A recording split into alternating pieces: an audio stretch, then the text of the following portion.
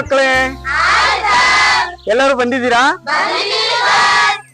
ಮಕ್ಕಳೇ, ಚುನಾವಣೆ ಬಂದಿದೆಯಲ್ಲ, ನಮಗೆಲ್ಲ ಚುನಾವಣೆ ಯಾಕೆ ಬೇಕು? ಯಾರು ಹೇಳ್ತೀರಾ? ಸರ್, ನಾ ಹೇಳ್ತೀನಿ ಸರ್. ಹೇಳಮ್ಮ. ಪ್ರಜಾಪ್ರಭುತ್ವ ಆಡಳಿತ ಬೇಕಾದ್ರೆ ಚುನಾವಣೆ ಬೇಕೇ ಬೇಕು sir. Very good. Good Sanjana. ಹಾಗಾದ್ರೆ ಚುನಾವಣೆಗೆ ಎಂತ ಅಭ್ಯರ್ಥಿಗಳನ್ನ ನಾವು ಆಯ್ಕೆ ಮಾಡಬೇಕು? ಸರ್, ನಾ ಹೇಳ್ತೀನಿ ಸರ್. ನಮ್ ಊರು, ನಮ್ ತಾಲೂಕು, ನಮ್ ಜಿಲ್ಲೆಗೆ ಯಾರು ಒಳ್ಳೇದ್ ಮಾಡ್ತಾರೋ ಅವ್ರನ್ನ ಆರಿಸಿ ತರ್ಬೇಕು ಸರ್.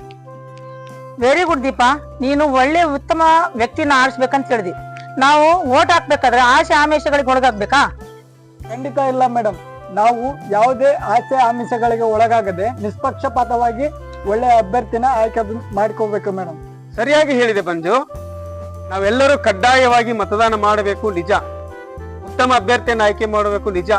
ಆದರೆ ನಮ್ಮೆಲ್ಲ ಈಗ ವಿದ್ಯಾರ್ಥಿಗಳಾದವರು ನಮ್ಮ ಜವಾಬ್ದಾರಿ ಏನಪ್ಪಾ ಅಂತಂದ್ರೆ, ಎಲ್ಲರಿಗೂ ಕಡ್ಡಾಯವಾಗಿ ಮತದಾನ ಹಕ್ಕು ಚಲಾಯಿಸುವಂತೆ, ಮತದಾನ 18 ವರ್ಷ ತುಂಬಿರ್ತಕ್ಕಂಥ ಎಲ್ಲಾ ಯುವಜನರಿಗೆ, ಮನೆಯಲ್ಲಿ ಹಿರಿಯರಿಗೆ, ನಿಮ್ಮ ಅಕ್ಕ ತಂಗಿಯರಿಗೆ ಎಲ್ಲರಿಗೂ ಕಡ್ಡಾಯವಾಗಿ ಮತದಾನವನ್ನ ಮಾಡಲಿಕ್ಕೆ ನೀವೆಲ್ಲರೂ ಕೂಡ ಮನೆಯಲ್ಲಿ ಜಾಗೃತಿಯನ್ನ ಮೂಡಿಸಬೇಕಾದಂಥದ್ದು ನಿಮ್ಮ ಕರ್ತವ್ಯ. ಸೊ ಎಲ್ಲರೂ ಮಾಡ್ತೀರಾ ತಾನೆ? ಎಲ್ಲ ಗೊತ್ತಿರೋ ಹಾಗೆ ದೇಶದಾದ್ಯಂತ ಲೋಕಸಭಾ ಚುನಾವಣೆ ಪ್ರಕ್ರಿಯೆ ಪ್ರಾರಂಭವಾಗಿದೆ. ಮೇ 7ನೇ ತಾರೀಕು ಮತದಾನ ನಡೆಯಲಿದೆ. ತಮ್ಮ ತಮ್ಮ ಮತದಾನದ ಕೇಂದ್ರಕ್ಕೆ ಬಂದು ಎಲ್ಲರೂ ಏನು ತಪ್ಪದಿರ ವೋಟ್ ಮಾಡಿ ಮತದಾನ ನಡೆಸಿ ಅನ್ನುವಂಥದ್ದನ್ನು ನಾನು ಎಲ್ಲರಲ್ಲೂ ಕೇಳ್ಬೋದು.